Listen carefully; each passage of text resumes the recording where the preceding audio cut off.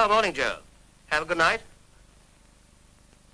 No, I'm not going after all. Yes, I've got them all here. I see the Telegraph has resurrected the post office robbery and is blaming it on nationalization. The strike. Yes, it's quite a mixed bag. The Chronicle calls it a tragedy and a challenge to the liberals. The Worker calls it a lockout and blames American imperialism. I haven't seen the Express yet, but I expect they're blaming the British Council. You're jaundiced, Joe. You ought to read the Mirror. Yeah. Oh, it takes its usual stimulating view of things. Not a bad angle, either. And according to the Times, nothing sensational has happened anywhere. All right, well, thanks for ringing. I'm coming along to the office. I'll see you tonight, maybe. Bye. Who was that? Joe Henderson. Oh. Well, it's quite usual for the night staff to keep in touch. After 10 years, you needn't point out the obvious. I only thought they might leave you alone when you're starting your holiday. We aren't going on holiday. They didn't know that. Oh, did they? Look, darling, I explained last night. Yes, I heard you. The Thorpe case was blowing up, I think you said. It happens to be true. Last time it was a silly scandal about to break. The time before that it was actor shoots author or monkey dies in zoo. I know it all by heart. One of these days when John Grant keeps his word to his wife, that would be news. Look, please, I've got a day's work in front of me. What do you think I'm going to do? John, we can't leave it like this.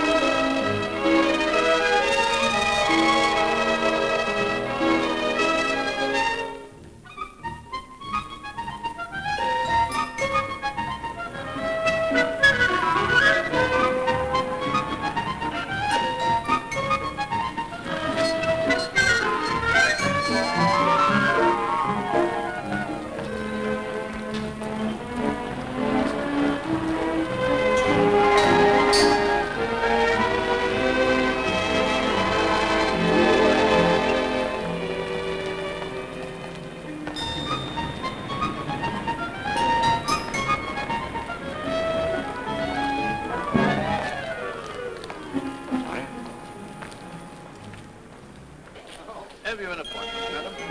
Good morning, Mr. Grant. Good morning, sir. Oh, I'm sorry. I have to have an appointment. Two-way houses. Sounds quite a blaze. Was anyone inside? Only a cat, eh? Well, feed the flames when we get there. It's Draper, J.G., far down the docks. Hello, Draper. Grant here. How many engines? What started it? Any chance of arson? Anybody hurt? No? No, I don't think it's worth a photographer, but call me if it gets any bigger. And no cat rescues, please. How's the strike, Wilson? They're picketing the works this afternoon. Any likelihood of bloodshed? Good luck. Get down to Transport House and get me a statement right away. Taylor, you are, if you. Find out why the favourite was disqualified yesterday. Look into the dope angle. Very good, And J.G. don't charge your bets to expenses. Where's Kennedy? Not in yet. Anything for me, J.G.? You stick to your obituaries. How far have you got? I've polished off the House of Lords. I was just thinking of starting on the clergy. That's right, Black. Give them a decent burial. Morning, Dan. How's the Tom? Better today. Morning, John. Thought you were off on holiday. Oh, well, I thought I'd better be here. Yeah, right on a hospital. Our tame poet will blow himself up one of these days. And take us all with him. Yeah, you ought to have read the uncensored version before Grant got hold of it. I read it, John. It's good stuff. Sure it was. He is good. That's the trouble. He was going to read the riot act to the boy. We'll see. Morning, sir. Morning. Morning, sir. Well, good morning, Master. This is an unexpected pleasure. Thought you'd been well on your way to Gay Paris by this time. I changed my mind. What, again? Pity. I was rather looking forward to holding the fort. I'm sure you were. And by the way, the hospital governors have been on, threatening legal action. Let them try. Sailing rather close to the wind, aren't you? I don't think so. I don't know why you stand for him. Oh, Kennedy, you leave him to me. What about the Thorpe trial? I've had Gentle on the blower. Has he got the rights? As solicitors raised the ante, Gentle's working on him. Well, I don't want any slip-ups. It's the biggest thing we've got so far today. Now that you're here, do you want me to go? No. Well, who are you putting on it? I'm not sure. What else have you got? Well, one or two follow-ups and the usual penetrating contributions of our night staff. Want to hear them? Yeah. Item. Heavyweight boxer found dead in Turkish bath. Don McFadden's checking it. Mayfair Club raid. They're coming up at Marlborough Street this morning. Actress faints in the last act. Beverly Dexter's reviving her. Crowds queue all night outside the Old Bailey. Well, she's got quite a public. Thorpe trial, we're after her exclusive story. Someone's been delivered of a 2-pound baby at Queen Charlotte's. You've heard smaller. Hackney strike. Wilson's trying to get a statement from Transport House, and we're expecting trouble this afternoon. What about the farthing damages in the No Kisses breach suit? Might make a page 3 lead, mark it down to Barrow. Oh, and another old boy's left his nurse £25,000. We're tracing her. You're in the wrong profession, Pat. I see Dr. Brookman is speaking at Chatham House this evening. Yeah, I was leaving that to the agencies. It's not important. Well, nothing very momentous.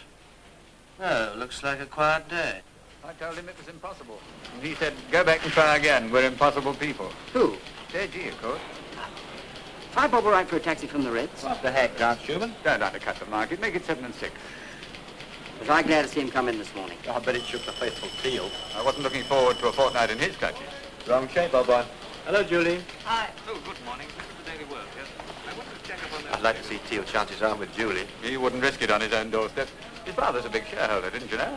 That wouldn't cramp Teal's style. Hello, Julie. How's my daughter? Sober. How are you? It's early yet.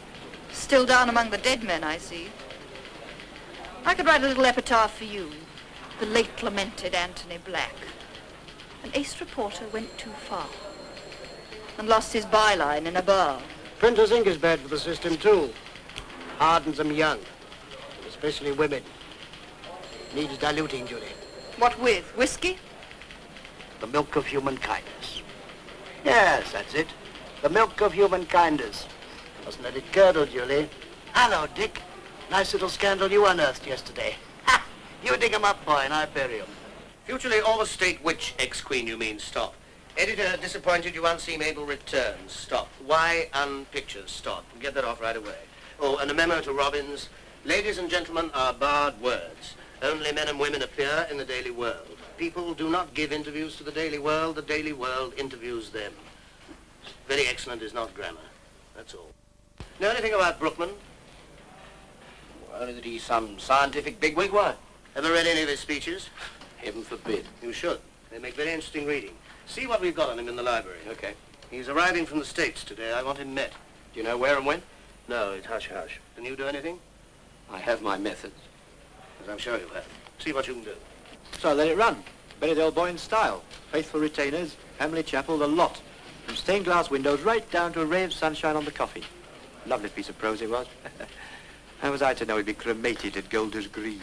Yes, it ran through a whole edition. If you've completed your memoirs, Barrow, perhaps you'll do a job for me. Yes, sir. I want an interview on the farthing damages breach suit. Ask the lady if she's going to change her mode of life. You know the sort of thing. All right. Charles, get down to Marlborough Street. All right, what's the address? 26 Cranby Road, Hoxton. Hello, Daily World. Yes, I'll see you get your name in the paper. Daily World, who? Speak up, will you? I can't hear you. Might be a chance for you to get your name in too, Julie. Leave it to me. We'll see if you can get a statement from the Commissioner of Police, right? Okay, JG. Morning, JG. Oh, hello, Julie. Are you down for anything in the diary? Only a rag show in Mayfair. How about sending me to the East End instead? Story? Might be. Some kids turned out of house and home by the Borough Council. Waifs evicted by tea-swigging bureaucrats. How's that for an angle? Could be the kids have an angle too, you know. Why not? Nothing like sentiment to increase circulation. Now, don't be too cold-blooded about it, Julie. All right, see what you can dig up and keep in touch. Check that with the legal department. Bart Brookman. He's arriving at Heathrow at noon, travelling under the very unusual name of Smith.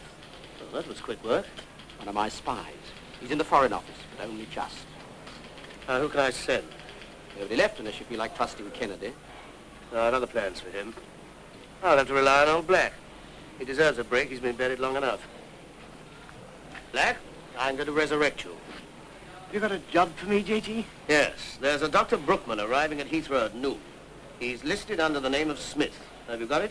I want you to go down there and interview him. You can depend on me, J.G. Now, take a photographer with you and see if you can find out where Brookman is staying. It'll be a pleasure. Where do you think you'll go? To get the dope, J.G. You won't find that in a pub. I'm relying on you, Black. Teal will brief you.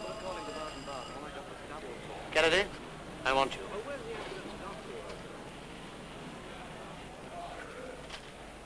Come in, Kennedy. About your hospital story yesterday. It wasn't mine, not by the time the butchers had finished with it. You went too far, that's all there is to it. It was the truth. What you want, whitewash? No, but there are limits. As it is, I've had trouble. We've had all this out before. You know what would have happened if I'd let your version go out. A whole crop of libel actions, an outcry from the church. Questions in our house, I know. What you afraid of, your job? Don't talk to me like that. I don't mind tilting at a few of your windmills, but we've got to be in business to do it. The gentle art of compromise. Comes pretty hard from a man who once read a book called Traitors 3. Not much compromise about that. Look, Kennedy, we all like to think we're still trailing a few clouds of glory. It's just that some of us grow up. Shades of the prison house begin to close upon the growing boy. No thanks. You're not dimming my light. I'd resign for that. There's an outer darkness, too. There aren't many papers left in Fleet Street for you to resign from. You forget that people read between the lines. Why don't you put some of your truth there? Even the best writers accept certain limitations. Remember the sonnet's scanty patch of ground? Don't tell me that what we produce each day is a sonnet. We have the English language in common and discipline. You've mastered one. It's time you learn to accept the other. As for a newspaper, if you think you can change the world with every issue, try running one for a week. And perhaps you'd learn where to draw the line. I've got a job for you. How's your social conscience this morning? Bloody but unbowed. Why? Oh, just a little matter of life and death. A mercy killing, to be exact. The Thorpe trial? Yes. We're after her exclusive story, and you're the man to write it. Would you print it? Sure, you can let it run. Give it plenty of color, and don't be afraid of detail. Okay. All hands on deck for the Daily Rocket. Contact Gentle right away at the Old Bailey. Me for the prison house. Even the Pilgrim's Progress was written in jail. He's still with us? Yeah. How'd you take it? He called us a lot of butchers, Jacker. You ought to take it up with the subs.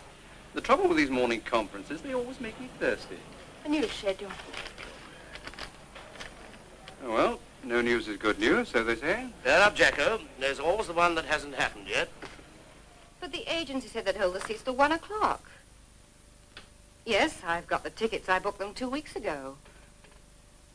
Please do what you can. It's urgent. Oh, very well. I'll ring you back later. Goodbye. Oh, it's you, Mother. Good morning, dear. What time are you going? Well, I'm not sure. I'm waiting to hear from the airline people. Cousin, you know, you're looking quite peaky, dear. A holiday will do you a world of good, and John, too. Where is he? He's gone to the office. This morning? Oh, something cropped up. Dear, it always does, doesn't it? Just at the last minute. Yes. But you're not Pet, my dear. You'll never be ready. Now, come along. I'll help you. Mother, you may as well know the truth. We're not going. Not going? But I thought it was all arranged. It was. Well, then, what's happened? It's quite simple. John's decided we're not going. Oh, darling. You must be terribly disappointed. But John's very tired. Perhaps he preferred to stay at home. Home? He's never here. I hardly ever see him. You're exaggerating. I expect there are good reasons. Why don't you try and talk to him? It wouldn't do any good. We had a frightful row last night. There's no harm in trying, dear. Now ring him up. Yes, I think I will.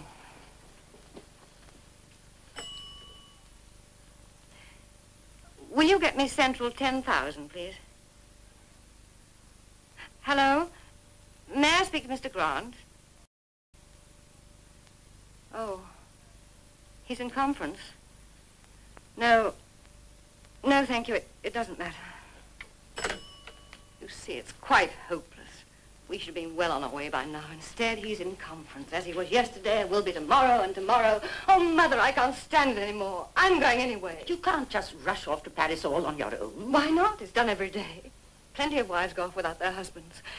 If John won't come with me, I shall go alone. Each of us must face the consequences of our actions. This woman is no exception. Let us consider the facts as they've been established in this case. Mr. Thorpe, the husband of the accused, had been an invalid confined to his bed for the last 4 years. During that time, the accused acted as his nurse and administered drugs left in her charge. Suddenly, Mr. Thorpe dies. The police are called in, and the cause of death is found to be an overdose of a drug. You have heard that the deceased was a victim of paralysis and would have died within a few months. Let me pause here to deal with an irrelevant matter that has perhaps clouded the issue in this case. I am referring, of course, to euthanasia, or mercy killing, as it's called. You have heard and doubtless read many uninformed opinions. No doubt you will read more. The law, however, is exact. In law, a human life, however painful to the sufferer, is a sacred possession, and no individual has the right to take it away. Bit off your beat, old boy? Only the state Slumming? has power to take life, a right vested in it by society. Final speech for the prosecution. And when it does, You've tied up the rights of the solicitor. Well, Sam says playing hard to get. indeed it must this morning. Think he'll bite? Leave it to me, John. Incurable illness, pain, suffering, all these are here irrelevant. The fact remains that by her own admission, the accused terminated her husband's life. Euthanasia, a gentle word. In law, we have another word for it. An ugly word. It is murder. So, ladies and gentlemen of the jury, let us put away irrelevant matters and concentrate once more upon the facts. Acting on information, I visited the premises of the accused at 22A Laurel Avenue, armed with a search warrant. Tell us what you found. In the bathroom, I found a quantity of morphia. Was the accused present? She was. What did she say? She said, I gave him a fatal dose. But ladies and gentlemen of the jury, it is easy to admit something when you've been found out. It is easy then to claim it was an accident. Let me remind you of the evidence of the sister of the deceased, Miss Gertrude Thorpe. She wouldn't let me visit him. I felt I had the right. Quite so. An understandable affection. Was there anything more specific you felt you should see him about? Yes, my brother had property. What property? The house they were living in. She was selling the very roof over his head. Nevertheless, ladies and gentlemen of the jury, you heard the house agent testify that Mrs. Thorpe had arranged to give up the house on the 15th of November. You may think that date very significant when you consider that Mr. Thorpe died just 1 week before. Those are the facts, ladies and gentlemen of the jury, and they must be considered by you in the light of the law, not in the light of false sentiment. His Lordship made that very clear, you will remember, when I cross-examined the doctor. You agree now that the cause of death was acute morphine poisoning? Yes, that is correct. But you signed the original death certificate as heart failure. All death is due to heart failure. You are evading the issue, Doctor. With respect, my lord, I think we all are. Doctor, in this issue that you say we are evading, the court represents the law, and the law must be interpreted as it stands. As the law now stands. That and that alone is our concern. The doctor hinted at other things. The quality of mercy. It droppeth as the gentle rain from heaven. But we must take care to see that it is not strained to include all kinds of irresponsible killing. This was no accident. By her hand he died, ladies and gentlemen of the jury. And that, I repeat, is murder. If Mrs. Thorpe meets her fate. I at least am prepared. Equally if she doesn't. I have the two in type and a piece about the sanctity of human life. What about the persecution of the innocent? There's a debate on euthanasia in the House of Commons in a week's time. Yes, it cuts right across party loyalties. It's a good circulation builder if we could think of a way to handle it. Well, why not a public opinion poll? Good idea. We'll start it next week. By the way, I see that you're putting Kennedy on the Thorpe exclusive, J.G. Is that wise after yesterday's effort on the hospital story? Oh, I think it'll be all right for this one. He likes burning issues. Then there's a strike. Why should the public always pay? We're expecting trouble this afternoon. And a knock at bureaucracy. I'm tying it up with J.G.'s eviction story. Some children made homeless in the East End. Good. Play that up strong. It's always good family stuff. Features? There's the series on the declining birth rate, finishing Saturday. Some decline. By the way, His Lordship wants a list of the names in the Mayfair Club raid before they go in the paper. His message to you today is... Isaiah, chapter 21, verse 8. Please read it to us, Miss Waterhouse. I stand continually on the watchtower in the daytime. Right. By the way, congratulations on the paper today. Very nice. Keep it up. J.G. Everything all right? As far as I know, why? When are you taking this holiday? Oh, I don't know. We all need a change now and then. What kind of change? What would you say to a roving commission? Europe, the Middle East. Take your wife with you. Who were you thinking of putting in my place? Teal? Well, I thought... that is His Lordship. The answer's no. If he wants to fire... Oh, there's no question of that, my dear J.G. In fact, I told him what your answer would be. What did he say to that? Accepted it in advance and invited you to dinner tomorrow night. Oh, no. It's practically a royal command. Besides, he thinks a lot of you. And your wife. By the way, how is she? Oh, she's very well, thanks. A very attractive woman. You should make the most of her. When I first got this job, I persuaded my wife to take up tapestry making. Any results? Oh, yes. 3 rooms that look like Hampton Court and domestic bliss. It's been a great consolation to us both. What's this Brookman idea of yours? Oh, it's just a hunch. It probably won't come to anything. Rather limited interest, I should have thought. And J.G., about Kennedy. We don't mind using his passion for truth. It's good for circulation. But he must learn to pick his target. Thank you, Mr. Smith. Thank you. Announcing the arrival of British Overseas Airways flight number 458 from Montego Bay, Nassau, Bermuda, and Ghana. Here they come.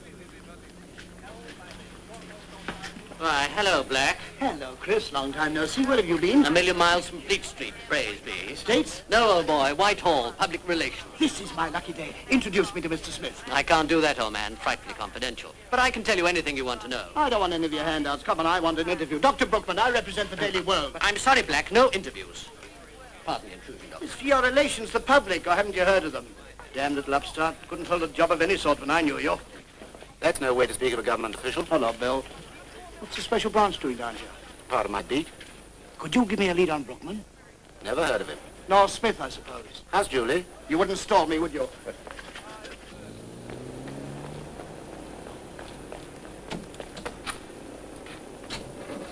After that car. I'm not surprised. Where is he? Well, have you looked in the bars?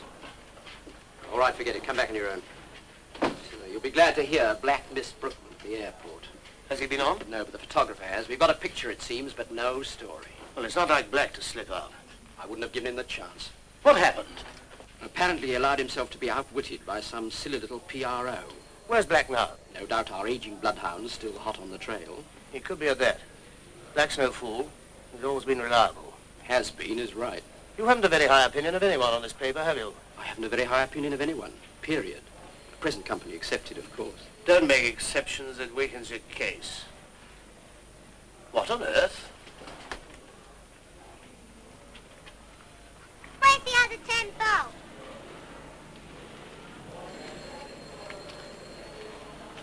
What have you been up to? Don't be vulgar. The eviction story, complete and exclusive. But why bring her back here? Well, the Express sent a photographer. Didn't I had to Shanghai them. Boy, what are you trying to do? Get us all into trouble? What's your name? Jenny Jones? How'd you do, Jenny? Ice cream of about a gallon, I should think. Yes, Mr. Grant. Are you the governor? Well, sort of. You're not from the council, are you? No. Nor a copper? Of course not. Me dad don't like coppers. He's clever, me dad is. Obviously. And where's your dad now? Dartmoor? Astonishing. Yeah, my dad says there's plenty worse outside what I've been called. Yes, that's so. Where's your mother, Jenny? In Guy's hospital? A street accident yesterday. But who's been looking after you all? I am. She's only 10, J.G. They're no trouble. Hi, Cliff, you stop mucking about with that. I'll bash you when I will. Don't worry, mister. I'll keep me nose down. Give over! Never touch me, never touch me. And come here at once. Let him have his paper if he wants it. All right, Jenny. You look after them. Take them over there and get the story written, and then let pictures have them. Give me a good human story, and don't be afraid to let it run. All right, fall in. Ice cream, ice cream. Mrs. Grant's on the telephone. Oh, I'll take it in my office. I'm putting you through now, Mrs. Grant. Hello, Susan. What is it? I'm sorry about this morning, darling. I wanted to talk to you, but you'd gone. That's all right, darling. What am I to do about the seats? Look, Susan, once and for all, I can't go. You mean you don't want to? It's not a question of wanting. I've work to do, and it can't wait. But I can, is that it? Please, Susan, don't let's go over old ground. That's what you always say. John, I must see you. I've got to talk to you. I haven't the time. Please, darling, it's important. Can't it wait? Susan. No good. He won't listen to me. You weren't very tactful, were you, dear? Why should I be? He was barely civil. He's busy, Susan. He must have so many things to attend to. Shouldn't I be one? After all, I'm his wife. Well, I don't know what's happened to you both. You used to be so happy together. You were so interested in John's work. Yes, I was. Your father admired him very much, you know. Mother, you don't understand. John's harder, less sure of himself, and of all the things he used to believe in. As young, dear, you can't go on carrying the world on your shoulders. He still does. And in eyes the daily world, and it's not the same thing at all. How can it be? Perhaps he feels the change as much as you do. You've changed too, Susan. You used to be more understanding, more... The virtuous wife. I know. Not much consolation when you've been left alone as much as I have. Well, I may be dull and slightly old-fashioned. Marriage can be dull, too, at times. John may be neglectful, but he's decent and faithful, and he loves you. He deserves better of you. That's why I'm going away. I don't understand. I've got to go, Mother. You mean that John? No, it's not John. It's me. There's been someone else. Loyalty lies within ourselves. It is the touchstone of all human relationships. It is the basis of all love. Ladies and gentlemen of the jury, I submit that this woman was selfless in marked degree. Regardless of cost to herself, she did her duty. Remember what the doctor said. When her husband was taken ill, I suggested that he be removed to hospital, but she insisted on nursing him herself. Have you ever had cause to complain of the way she looked after your patient? Certainly not. I don't think he'd have lived as long as he did, had it not been for her care. From your knowledge of them, Doctor, would you say they were a happy couple? Ideally so. They were completely devoted to each other. Doctor, you know now that the deceased died as the result of an overdose of morphine. In your opinion, is it reasonable that the accused should have made such a mistake? It's easy to make such a mistake. I've known professional nurses make similar. It was easy, fatally easy as it proved, to make such a mistake. Will you and your charity accept this view? Or will you listen to the voice of prejudice? I was suspicious, so I went to the police. I felt it was the right thing to do. You have a strong sense of righteousness, haven't you? You knew that your brother was going to die soon anyway. Yes. Your brother had property, you told us. What property? The house. What did you hope to gain by talking to him? She was selling the house. Did you know that she had sold the furniture? Yes, and I thought he ought to be told. You thought he ought to be told, and you were the one to tell him. Did it not occur to you that the accused was selling these possessions to provide for his welfare? Yes, but... And did you not also know that the accused kept your brother alive only by denying herself everything but the barest necessities? Surely, as a close relative, you were aware of these facts. Well, you told us that your brother wanted to talk to you about his property. I suggest that it was you who wanted to talk to him, and the accused was only doing her duty in protecting a sick man from the annoyance of your constant demand. As to her subsequent behavior, of which my learned friend made so much, was it not the behavior of a brave, tired, lonely, and bewildered woman who had lost everything she held most dear? And when the police came, did she bluster? Did she attempt to deny what she had done? Remember what the superintendent said.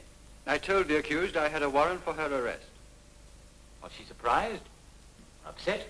She was very calm. Did she say anything? Yes. She said, "My conscience is clear." Of course she did, and I shall repeat it. For her conscience was clear.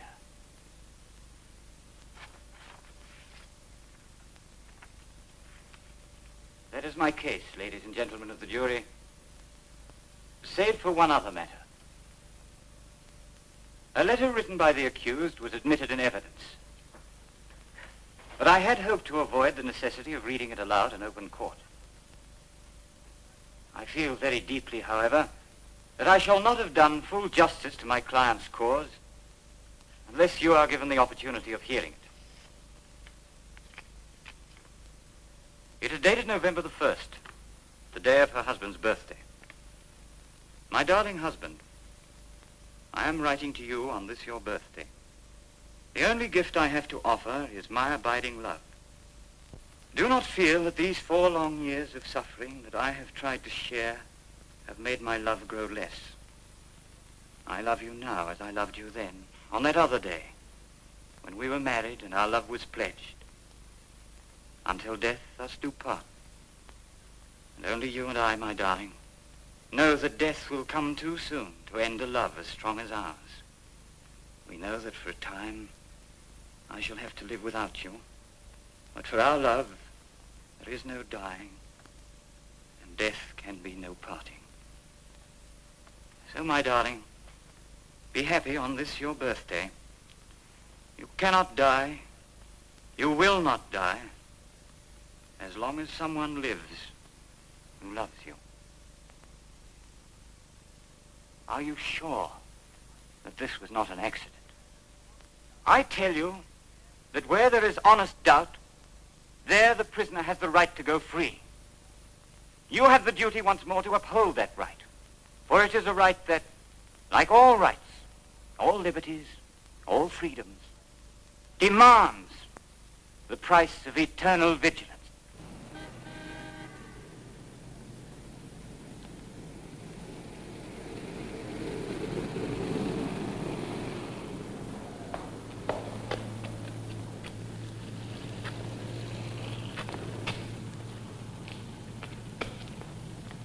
Thank you very much. Not at all, Doctor. Delighted to have been of service.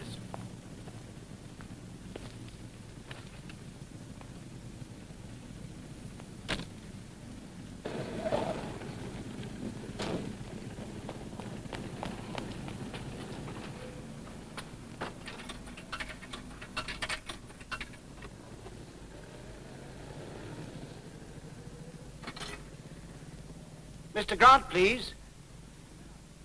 Hello, J.G. Black, where are you? You've got Brooklyn. Good man. Can you put through your interview right away? I can't yet, J.G. He's too well protected. Listen, Black, you're doing fine, but I want to send someone to help you. This may be a big story. Now, what's the address? There seems to be something wrong with this line. I can't hear a word. I'm sorry, J.G. There seems to be something wrong with this line. I can't hear a word. Black, where are you?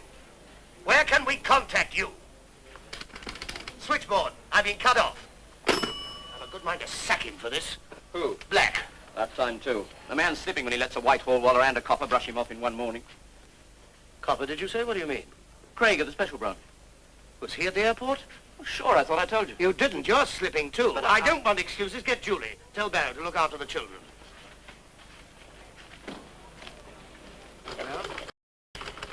If you can tear yourself away from your brood, Julie, you're wanted in the prisons.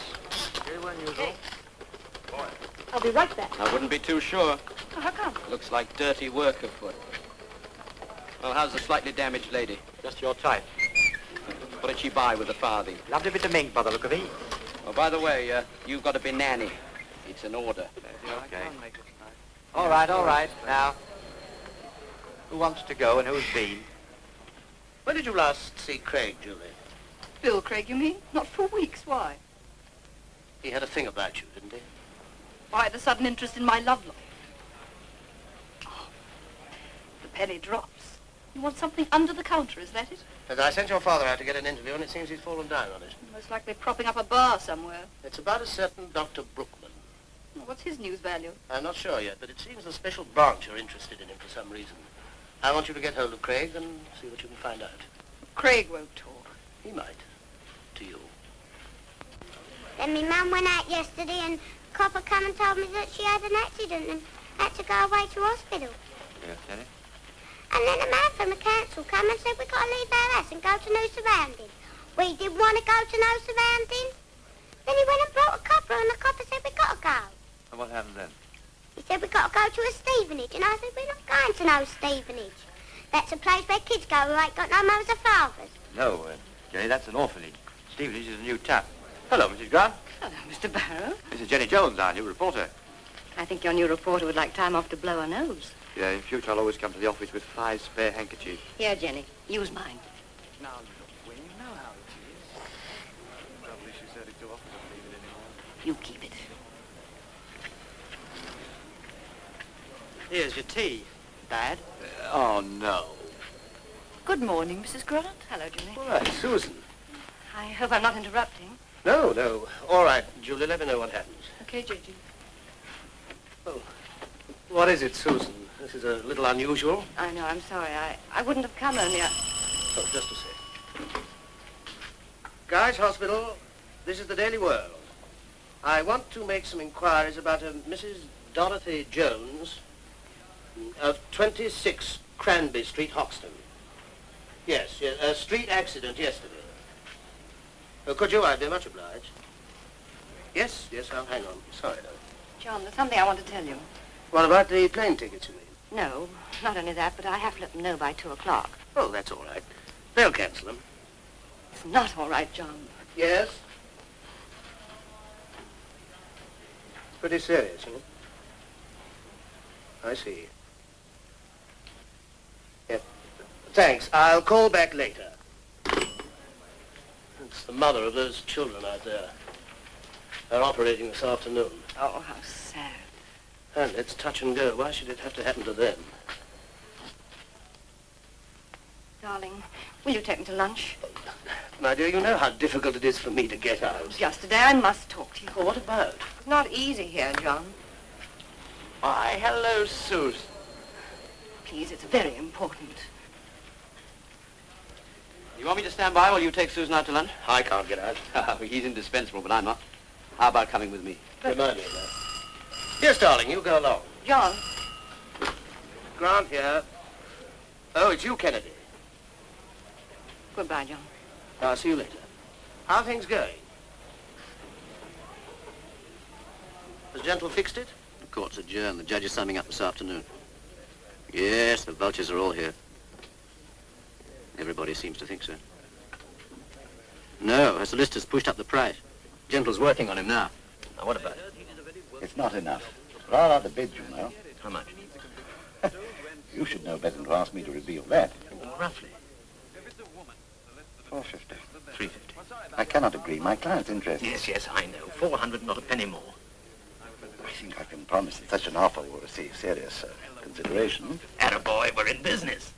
They brought him all the way down from Manchester as chief sergeant. He sold his house and moved his family south. Now he's been ordered back as editor. Hello, Gerald. Nice piece of yours last night. You're not doing too badly yourself. He's pleased, of course, but his wife is pretty sore about it. Oh, well, I believe a journalist should stay single. Oh, you're right, but how many do? Oh, it's wonderful to see you again, darling. Please. I don't know why I came. Well, I'm very glad you did. I began to think you were avoiding me. You became all exclusive when John got back from that trip. But before that... May she give of her kisses. May he never tell. Yes, to a lady. I knew her quite well. This is just like old times, isn't it? You miss me? Don't flatter yourself, Tony. It may surprise you, but I really wanted to have lunch with John. Well, this is a bit out of character, isn't it? The dutiful wife. There's no law against a wife having lunch with her own husband. Oh, don't let's cross swords, darling. I'm still in love with you. There's no reason why we shouldn't go on as we were. We have lots in common, you know. No, Tony. We have nothing in common. Well, if you feel like that, why did you come? I don't quite know. Perhaps because I was curious to find out what I once saw in you. Why, I feel so ashamed. Love? Don't give me that.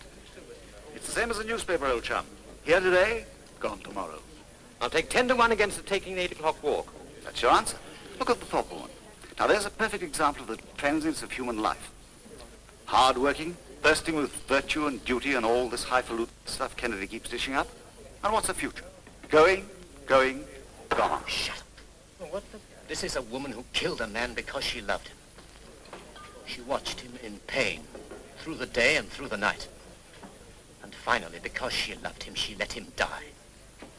For days, she must have struggled with her conscience. And all you can do is sound like a damned auctioneer. That's what we are, old boy. Selling human frailty and job lots. We're all on trial for our lives every day. Ask for gentle. Every day I can feel the trap yawn beneath my feet. You should meet my editor sometime. What's the matter with you? What makes you think yourself superior to all the things you spend your time sneering at? What right do you think you've got to contaminate the public? Not contaminated, boy. We touch them, yes. Here and here. They like us. In the way they used to like torture and bear baiting and public executions. Well, they still do. Friend Kennedy here confuses daily journalism with literature. He has a conscience. Mrs. Thorpe has a conscience. And where does it get them? Yes, exactly. He's at the end of his tether, and she's at the end of a rope. Well put. You should learn to love your profession, Kennedy. After all, we are the Fourth Estate, the gentlemen of the press. We speak the tongue that Milton spake.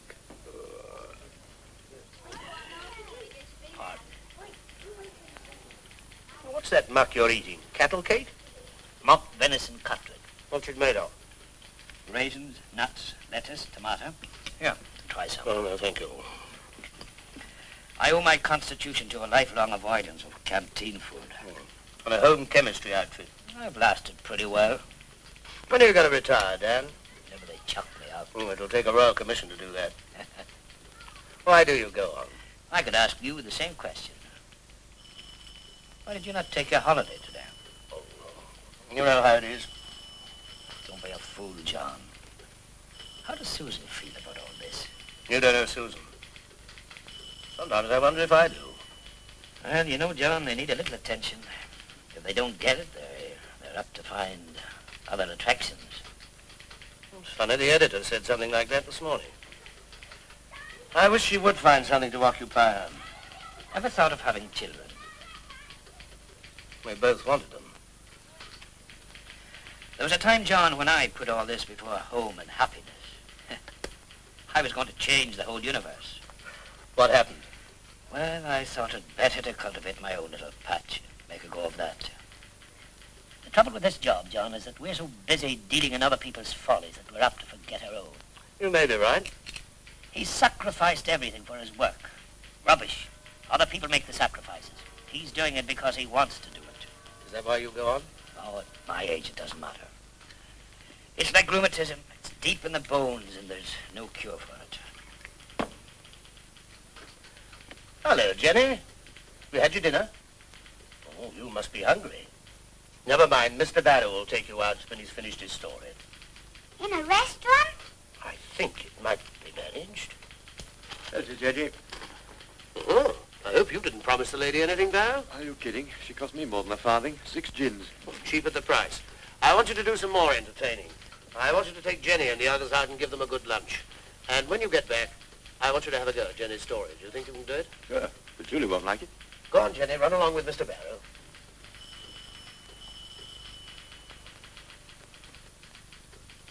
They're operating on the mother this afternoon. And what's going to happen to them? Let's hope she lives. The father's not much use, so I hear. You'd think a child like that would hold her home together. I'll never understand people. I'm leaving, John. You're what? Does it surprise you? Now, wait a minute. You're not serious. But you can't. It's quite mad. If it gets around, it can cause all kinds of trouble. News editor cites deputy? Yes, I see what you mean. Excellent copy, you'd call it, wouldn't you? Susan, you're not going to tell him. Why? What's the point? What have you got to gain? Only my self-respect. What's left of it.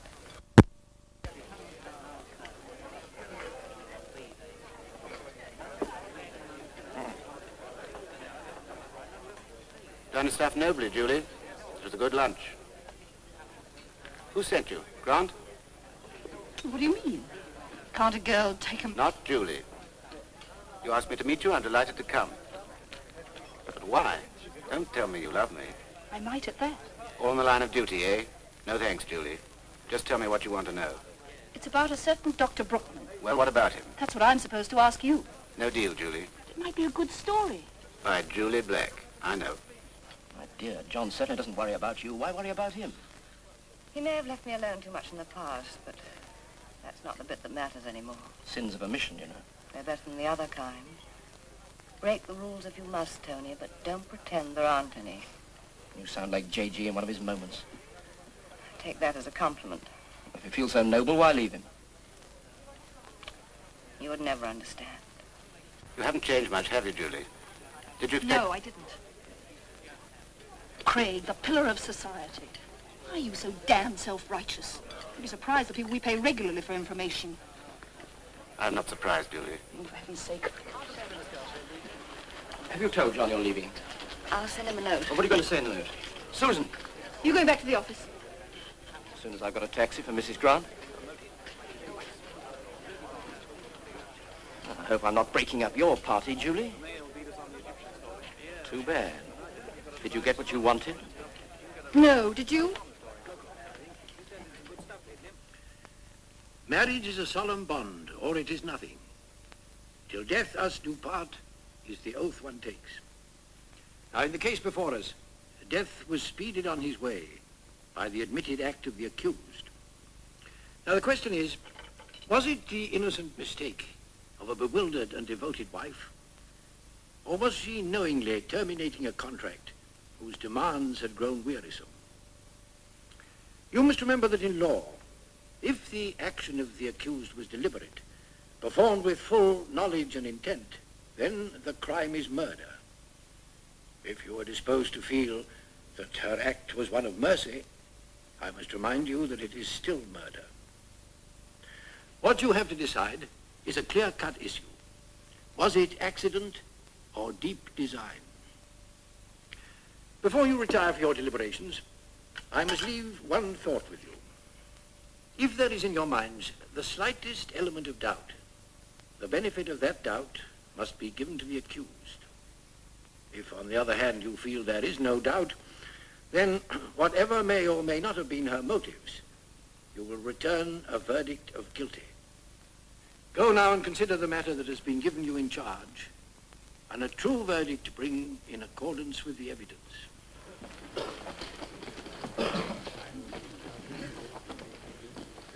Now then, your last orders, please, gentlemen. Last drinks, please. Last drinks. Can I have your glasses, gentlemen, please? It's after time.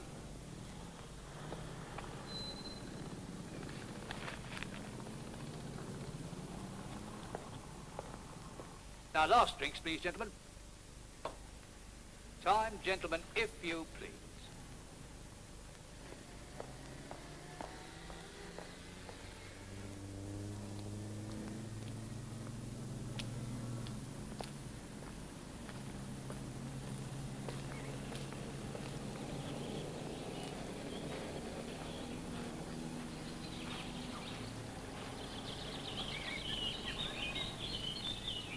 What did you get from Transport House? The usual handout. Here it is for what it's worth. Get down to the works. Talk to the strikers. Get both sides.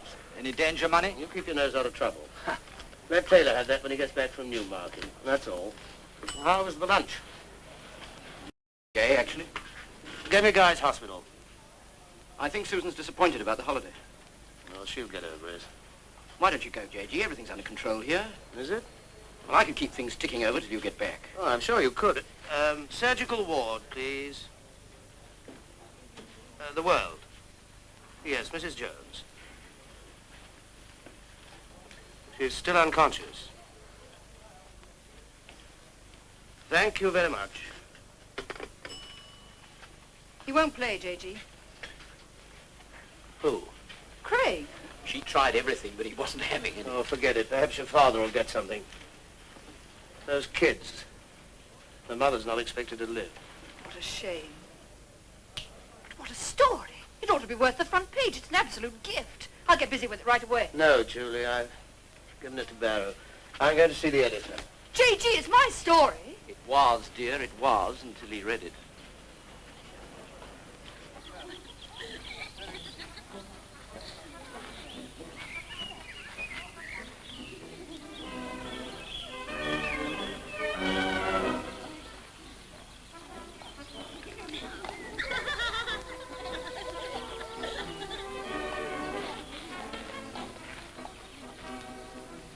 Do you have a match?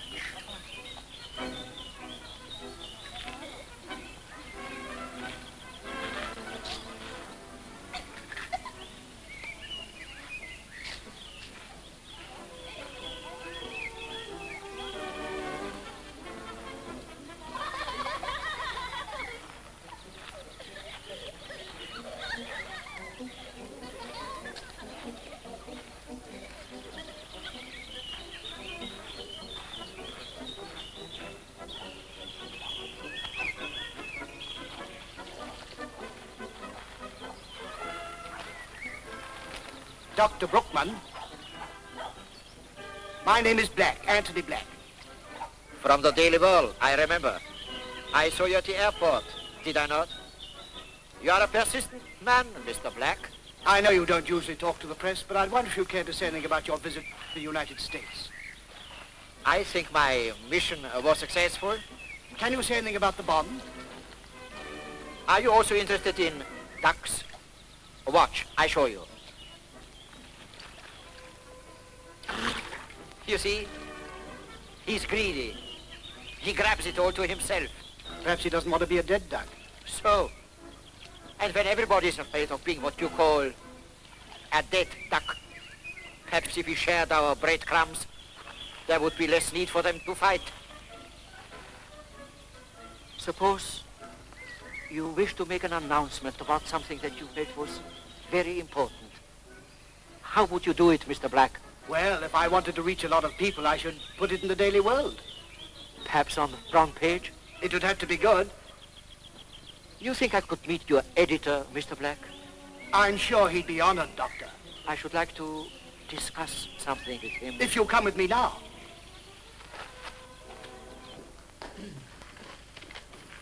$500. Okay. That's the deal then.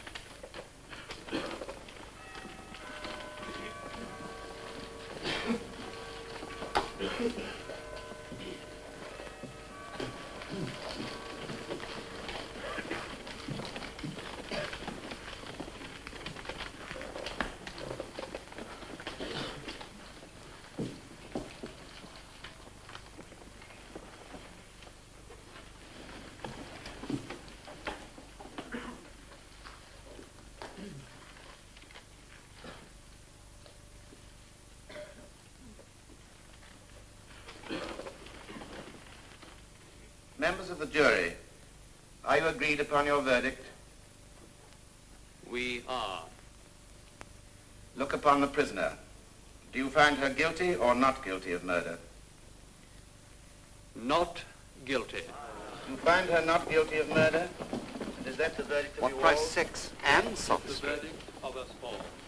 Is it imperative that you fly? I could get you a seat on a late train.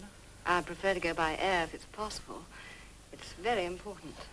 Your seats were snapped up, you know. However, if you'll excuse me for a moment, I'll see what I can do. Thank you. Darling, it's not too late to change our plans. At least wait and see John this evening. It's no good, Mother. My mind's made up. I'm going and there's no turning back. I beg of you, think before you do something that you may regret for the rest of your life. I'm afraid it's hopeless, Mrs. Grant. Unless, of course, you care to go to the airport on chance. Some VIP may fail to turn up. You never know. I'll take a chance.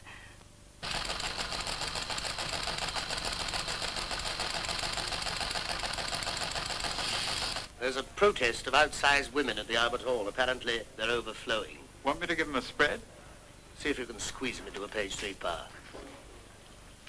Well, it's all over by the shouting. So, she's been acquitted. Grant here. Hello, Kennedy. Yes, it just come through. What goes on? What's that? Gentle thought he'd fixed her solicitor, but he's let us down. Apparently the opposition crossed his palm with more silver than we did. So, we've lost our exclusive. Now, look, Kennedy, you've got to get me a personal interview with her straight away. Otherwise, we're right out in the cold. But I can't do that sort of thing. Why not? I've watched that woman, standing alone up there in a blaze of sordid publicity. Her home's been ransacked, her love letters have been passed around the world, her whole life's been torn to shreds. She's been acquitted, J.G. Surely we can leave her in peace. Somebody's going to get to her, and it's got to be you. I came down here to write an exclusive. Now you're asking me to do foot in the door stuff. That's a different story. It's the same story. I'm not going to join that mob of... You're wasting time. Get it. That's an order. So, friend Kennedy doesn't want to get his hands dirty. You want me to take over? No, I can't spare you. I don't suppose you'll get within a mile of her. Oh, his feelings are too delicate. Delicate my foot. It's the second story that looks like being ditched. Come in. Oh, so it's you, is it? That's nice of you to drop in. Where the hell have you been? But you don't know what I've got. ET's probably. You disobeyed orders. Why didn't you tell me where you were? I did, J.G. It must have been a bad line. It still is, Black. You're here to carry out my instructions, is that clear? Yes, J.G. Did you see Brookman? Yes, J.G. Something strange about him. I think he's a bit off his rocker. Yeah, well, never mind the descriptions. What did he tell you? Some parable about the haves and the have-nots and the what-have-yous. But it's the way he behaved, J.G. Scattering breadcrumbs, giving away matchboxes. What are you talking about? What matchboxes? He gave a man a light and let him keep the box. Well, he's probably absent-minded. What man? Oh, some foreign-looking chap in charge of some children. Brookman wants to see the editor. He's got some idea about doing an article. Well, where is he? Why didn't you stick on to him? I did. He's outside in the waiting room.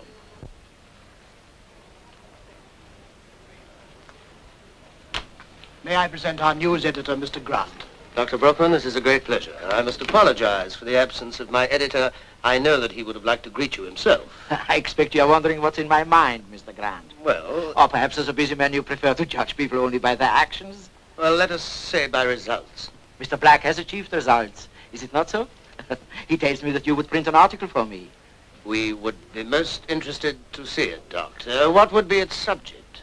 Thoughts, Mr. Grant. And deeds. You agree there's much need for such things? There are good ones and bad ones. How would you distinguish between them? Well, I suppose the good ones are the ones that do no harm to the rest of us. But who is to judge? You are an expert, Mr. Grant. The things you put into your paper, how do you decide whether they are harmful? That's between me and my conscience. You're a very enlightened man. Mr. Grant, early scientists believed that when the atom was split, it would start a chain reaction. Well? They were right. When we split the atom, we split the world, and we split the minds of men. There is a chain reaction, and it can destroy us all. That's a very solemn thought. The world is too small for secrets. That is all, Mr. Grant. My article will be about the need to spread our knowledge. World citizenship, huh? Science, like art, crosses all frontiers. It is the only way to peace. I shall call my article just that. The way to peace. I shall look forward to reading it, Doctor. The editor's on the telephone, Mr. Grant. Oh, thank you. And now, if you'll excuse me, I'm sure that I can leave you safely in Black's hands. Pity we can't use it. It's a fine picture. Where is he? Having his hair cut, the Savoy. Grant speaking. Brookman's here. Yeah, he came to see you. I've talked to him. He was an article about sharing atomic secrets. He's quite fanatical on the subject. I thought I'd better get your views. No, it's not quite as simple as that. I've an idea it's gone beyond the theory stage. We're always friends who want their names in the paper, and that's quite a few. Applies to nearly everyone.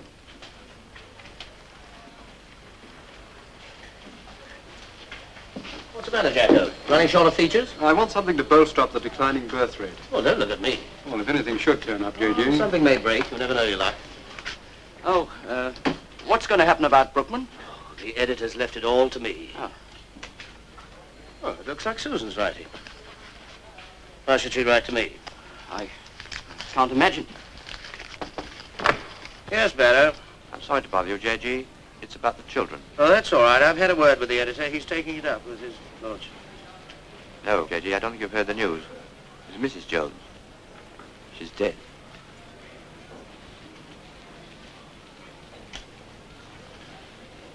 What was that? Someone's got to tell Jenny. Yes, of course.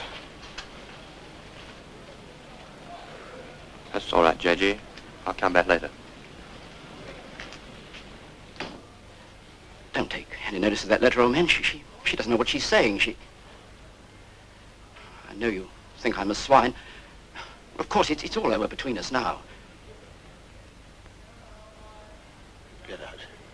Well, it was nobody's fault. Get out of here. Sorry, old man, but these things happen. Susan just says she's going away. She doesn't mention you. Now, listen. Go down to the Old Bailey and give Kennedy a hand. J.G., I can explain. Take a photographer, but get out.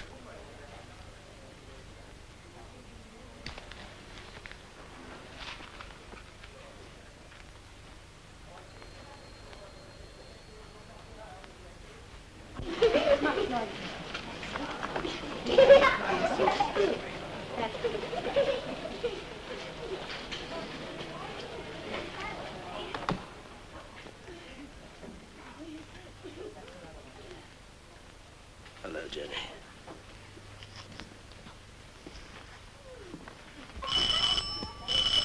Yeah.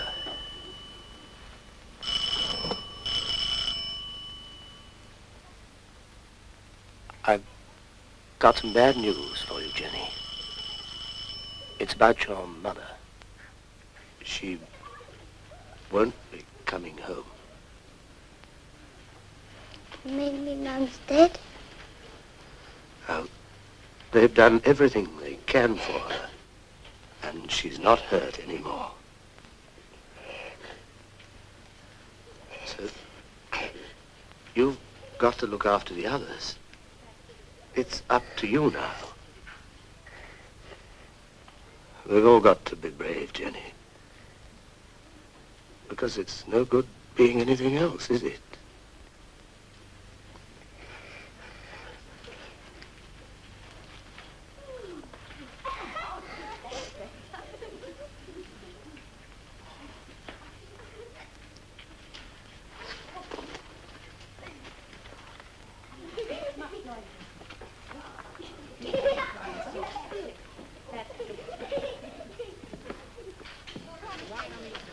I'm afraid there's no seat at the moment, Mrs. Grant.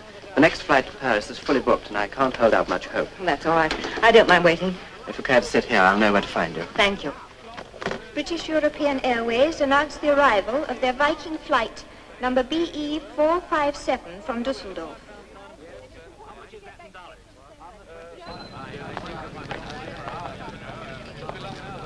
Now make way, please. He gave me a solemn promise, I tell you. If he weren't a lawyer, I'd sue him for damages. That'll be the day. When I think of that Lester and that dirty rag he works for, sneaking behind my back, well, it's unethical. Hey, there he is. I'm warning you, Lester. Our people don't acknowledge exclusive rights. This is free for all. I don't mind the evening paper men having a nibble, but I'm afraid you two are definitely out of luck. Oh, come on, old man, give us a break. When's she coming out? Where's she going from here? What are her plans? What you doing now? Look, gentlemen, why don't you leave her alone? We won't bat. Just a few questions. My client needs rest, not publicity. I've got the car waiting. Thank you, Mr. Lester. She's coming out!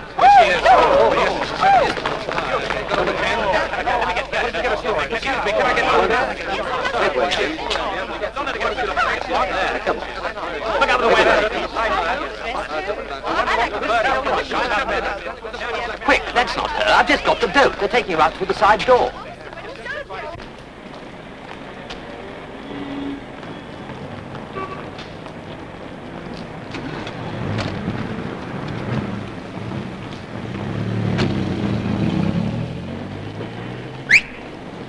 Follow that car.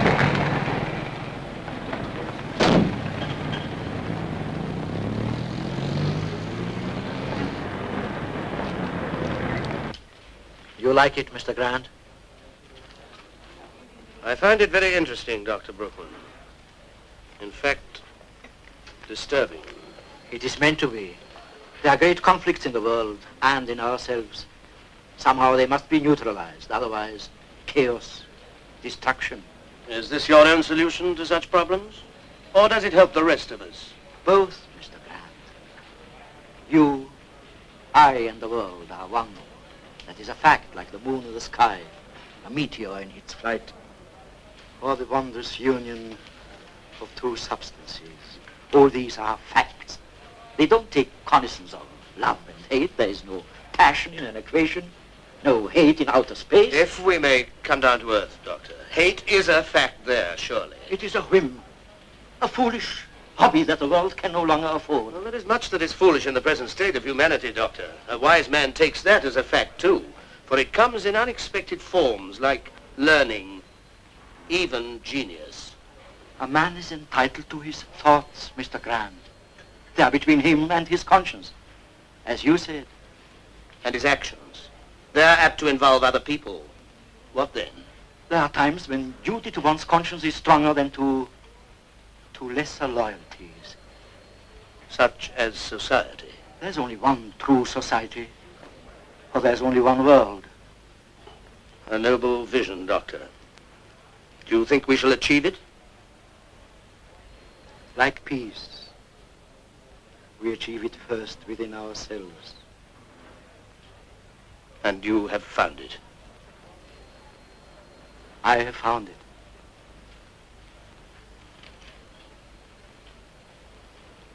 Well, what about the rest of us? What are we to do? To each according to his conscience. Dr. Brookman, I have a warrant for your arrest, an offense under the Official Secrets Act, namely disclosing vital information to another power. I'm going to take you to the police station. I trust the nations will be ready when the moment comes.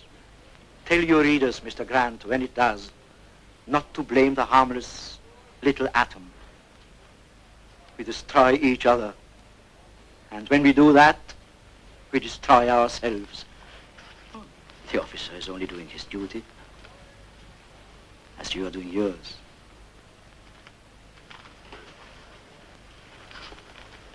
And as I have tried to do mine.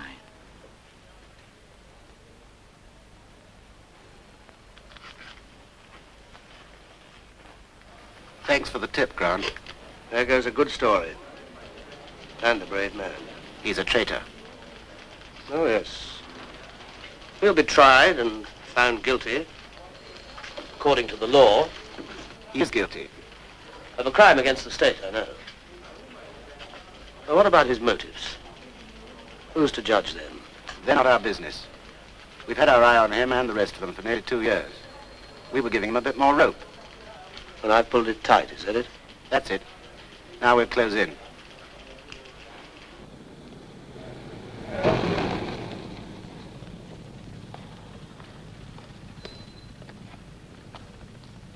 Are you sure you wouldn't rather we drove you home, Mrs. Thorpe?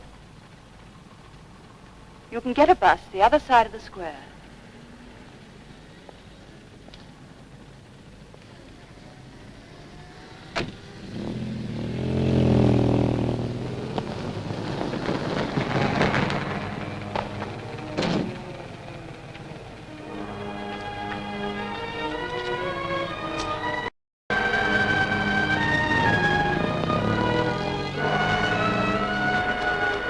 Sub-trial verdict on the winners. Standard News is star.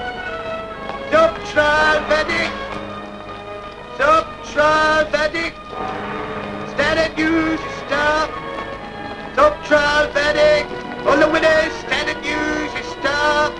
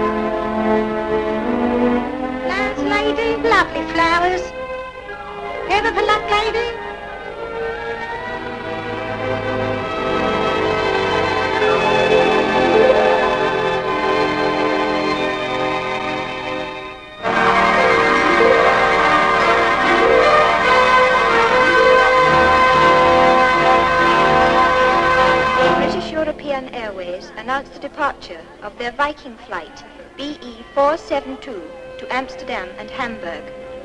Passengers holding boarding card number 6. Number 6. All aboard, please.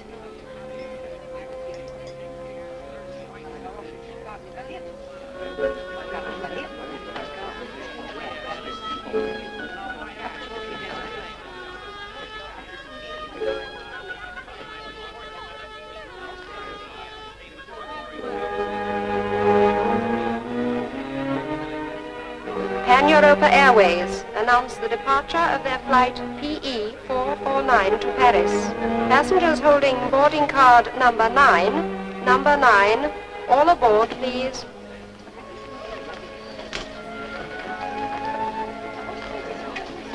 Mrs. Grant. Oh, I've decided not to wait any longer. Someone's just cancelled, and there's a seat on this plane after all. You're in luck, Mrs. Grant.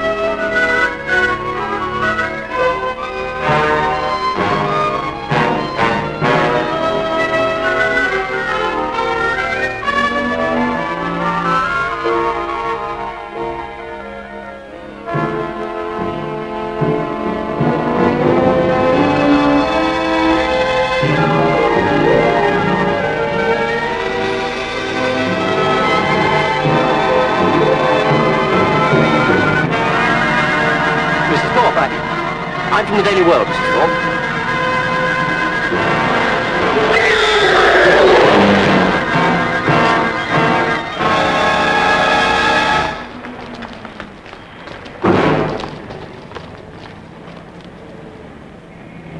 Pan-Europa Airways announced the departure of their flight PE 449 to Paris.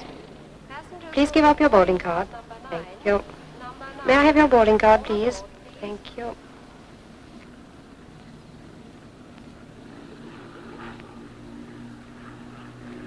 24 passengers on the list, and I've only got 23 boards. Who's missing? Mrs. Grant. We can give her another couple of minutes.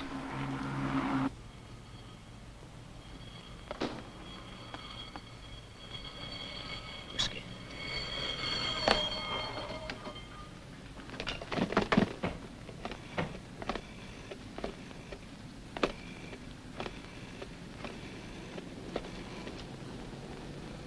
Central 10,000.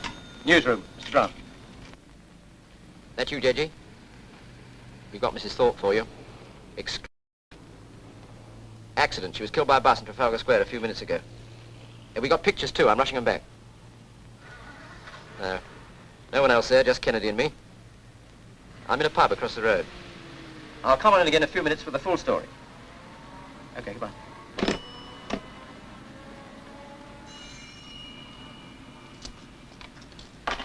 And a large scotch, please. Well, nice work of yours, old boy, holding on to her like that. Didn't know you had it in you. Neither did I. Oh, cheer up. These things happen. I'll see you get your share of the credit. Credit? Why not?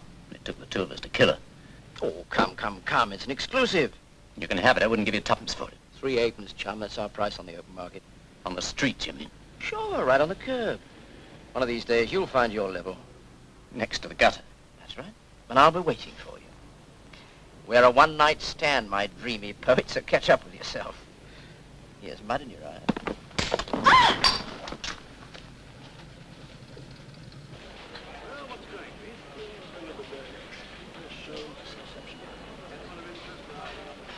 Jenny wants to say goodbye, J.G.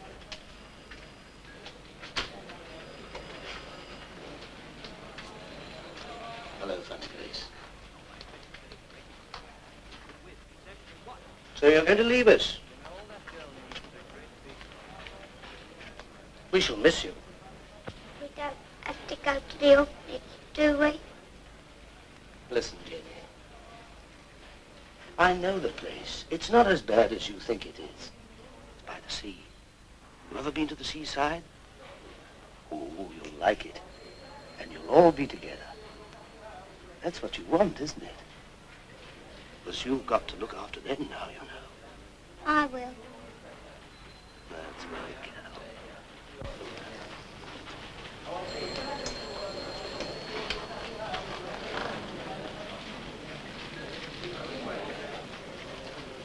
Will you come and see us? Yes, of course I will. Promise? Cross my heart. Since they brought in all these new typewriters, my semi-colon stopped where they was. It won't outlive the soul. It's no good. I can't write a line until I get my teeth. Boyd? I can't remember when I had my last solid. I think from the look of this paper that none of our sons have had any sex life. Man is entitled to his thoughts, Mr. Grant. They're between him and his conscience, as you say. And his actions. They're apt to involve other people. What then? There are times when duty to one's conscience is stronger than to lesser loyalties. The authorities will find that useful, J.G. Yes, I've sent the Home Office a transcription. Pity we can't use it. Well, I'm sorry, but you left the decision to me. Of course, if you hadn't tipped off Craig, we might have kept the fellow under wraps until tomorrow. But it seemed the only thing to do. My dear fellow, you were absolutely right. And by the way, His Lordship's delighted with the children's story. We're adopting them. Children of the world. Pretty good, hmm? He's planning to visit them at the orphanage tomorrow. I'll get a photographer down there. You better check the story with me before it goes in. What's the latest about the strike? I've had Taylor on the blur. It looks as though it's fizzling out. Any evidence of communist interference? Not so as you'd notice. Okay, page 2. The follow-up on the post office robbery. Well, that's a dead letter anyway. Lose it. Keep the racehorse doping story on the front page. It'll do as a fill-in unless we turn up something better. Oh, and by the way, print the names in the Mayfair Club raid. His Lordship doesn't know any of them. Now, about Mrs. Thorpe. What's your view, hmm? Oh, I think we should play it down. It was an accident, I know, but it's the kind of thing that gives the paper a bad name. Gigi? I agree with Bill. I gather that Kennedy and Teal were somehow mixed up in it. It could have happened to anyone. His Lordship won't like it. Not so sure that we oughtn't to get rid of Kennedy. I sent them both. If you want a scapegoat, it had better be me. Oh, certainly not, my dear J.G. I dare say we can smooth it over. But we won't use this picture. Try and get a line on her past, ex-ballet dancer stuff, and a picture to fit the story. It's all very well, but it means we're still short of a lead for the front. I look to you, gentlemen, to think up something better before the day's out. Miracle of suspension, what's this? The fat ladies, J.G. How were they? Shaken to their very foundations. That was a good day's work, Black. Anytime you're in a spot. Drunk with success, eh? Doesn't taste the same as it used to, J.G. You've ruined your palate. Where are you off to? Where do you think? We'll wean you yet. Yeah, it's a pity about the Brookman article. I'm still short of something to support the falling birth rate. Well, what about me? 2 good stories, and I can't choose either. What are you going to put in their place? Get Miss Black. Yes, sir. There's always the one that hasn't happened yet, remember? This'll do it. Is air travel safe? I'll dig out a piece from stock about the rising death rate. There we are, Julia. That should be right up your street. Take a radio car and get down there right away. Yes, J.G. Old Black looked happy. Yes, he's off to celebrate or drown his sorrows. It's not a bad idea at that. What's the matter, John? It's Susan. She's left me. Oh, I'm sorry to hear it. But I'm not surprised, John. You left her alone so much. No, I know it's all my fault. I never expected this to happen. Is there someone else? Yes. Teal. How did you know? I guessed it. That man's a menace. That's when I made it easy for him. That still doesn't excuse him. Given a chance, you might pull together. No, I'm afraid it's too late for that. No, John. It's never too late for decent people. Hello, old man.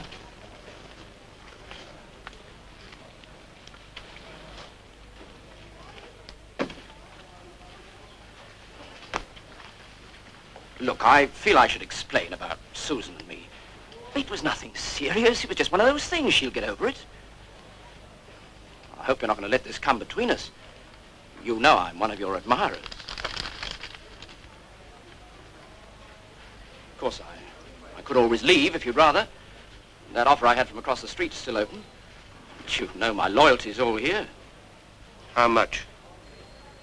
Another $10 a week, actually. Yes. In the circumstances, perhaps it would be better if I did go. It isn't the money, but there are perks, and after all, one's got to live.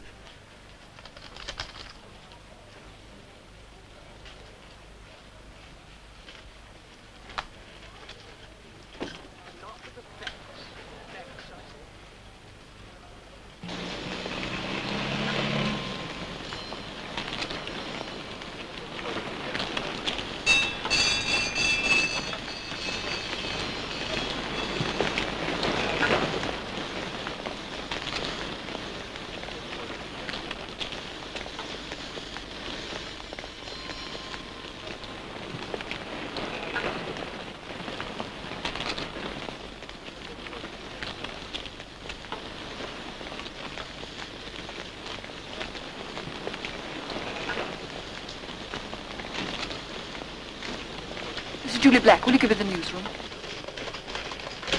I'm putting you through now. Switchboard, transfer this to Mr. Grant, will you please? J.G.? Yes? Julie speaking. I'm at Northwood. How bad is it? Pretty bad. It caught fire and there are no survivors. How many dead? They found 20 and there are more to come. I've got the passenger list. I'm afraid I've bad news for you, J.G. Bad news? What do you mean? I'm sorry, but your wife's name is on the list. Susan? Forgive me asking, but was anyone with her? Hello, J.G., you there? I asked, was anyone with her? No. She was alone.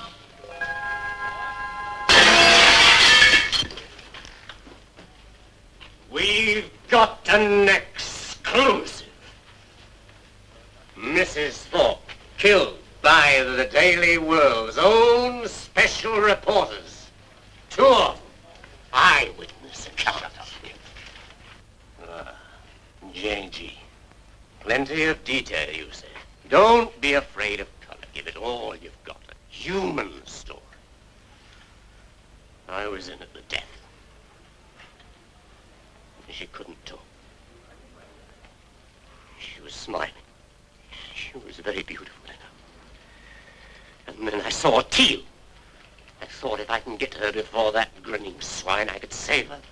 And then she fell. I killed her. The world killed her. You killed her. You don't know what you're saying, Kennedy.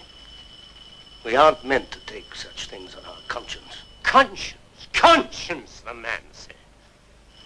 Conscience doth make cowards of us all. So get rid of it. Lose it somewhere on the way. Preferably the middle way, where you lost yours. The good old Via Media. That's you.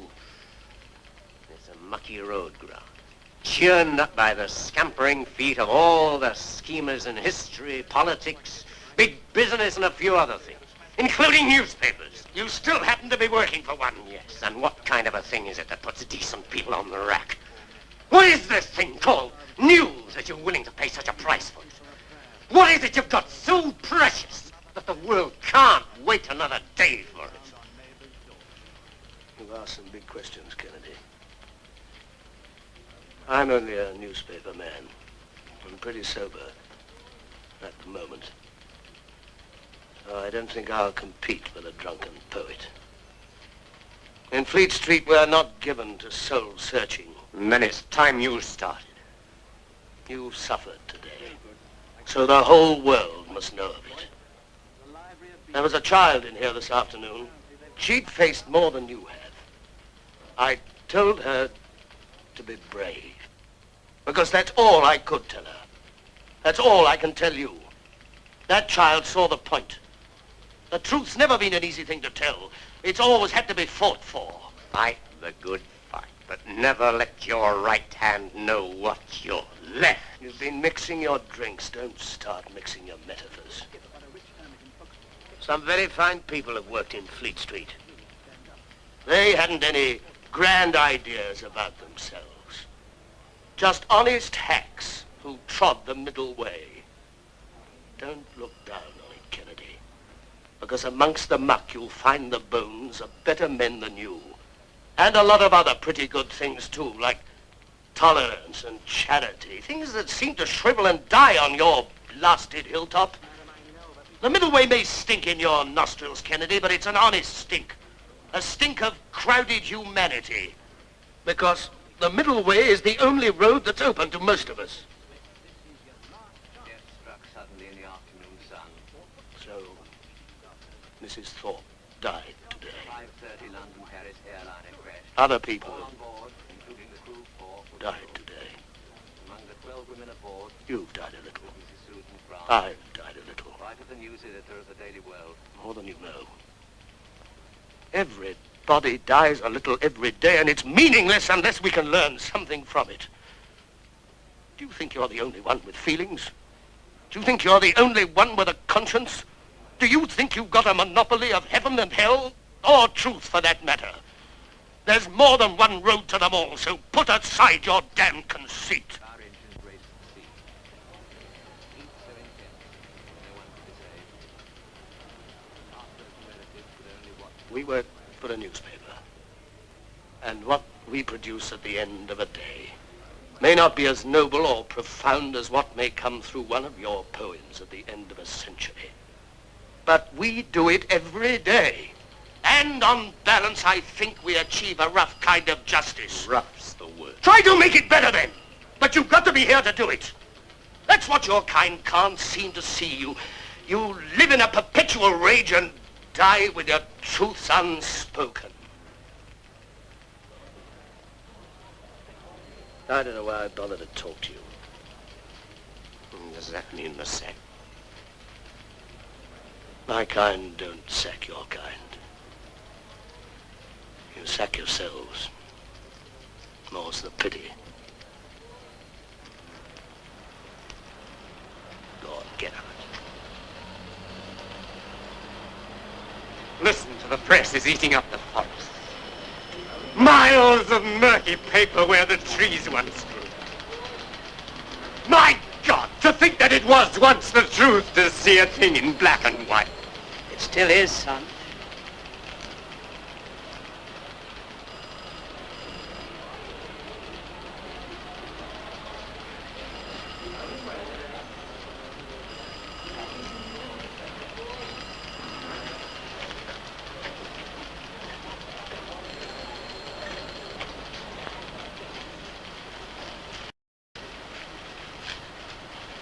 I'm sorry, J.G. That's all right, Dick. I'll see you in the morning.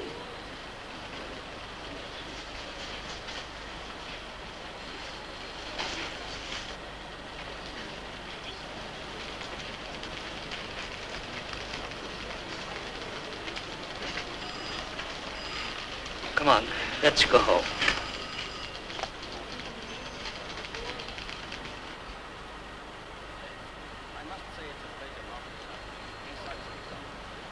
Whose turn is it for tea? It's Jeff. Like hell it is. I paid yesterday.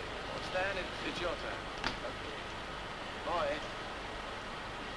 Anything new on the air crash? They found a passenger who cancelled at the last minute. Every time there's a disaster, there's a chap who just misses it. Not a bad angle. It's been done. The Thorpe picture's come up well. Funny when you think of it. All that fuss about whether she should hang and then she goes and gets herself killed. Makes a good story. Why are we playing Brookman down? No choice, old boy. There's an official stop on it. Just our luck. A really top exclusive and we have to lay off. His lordship's been on the phone. He doesn't like the cheesecake picture. Looks all right to me. Nice bit of homework. He doesn't care for the fat woman either. Says she's got no glamour. Do you think he'd be satisfied if I swapped him over? I don't know about the birth rate, but the circulation's going to fall if we don't kill this one. As for the rising death rate, that's old stuff. The whole page stinks. Not one of Jacko's best days. Good picture of Jenny. She's a pet. They're nice kids. It's a shame, really. His lordship wants to become a father. Oh, it may be good for circulation, but what about the kids? You couldn't spoil Jenny. Where did we get the picture? Grant himself produced it from his desk. Without a word. I don't think he knew what he was doing. Seemed like a man in a dream. Probably doesn't believe it yet.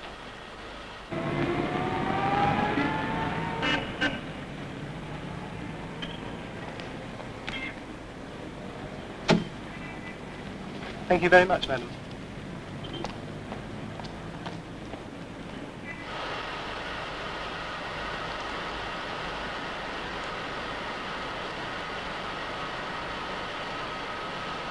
Suppose somebody will pass the hat round. What for? The wreath, of course. Hell, 3 collections in a month. You could afford it. Just give the press club a miss for one night. Tell that to Kennedy. He'd had a skinful. I wonder if Grant really believes all that stuff he told Kennedy. What do you think? Nothing like sentiment to increase circulation. He meant it. Grant's a good man. He gives the readers what they want. What? They don't read. They only look at the pictures. One day we'll have a paper without any stories. Won't that be lovely?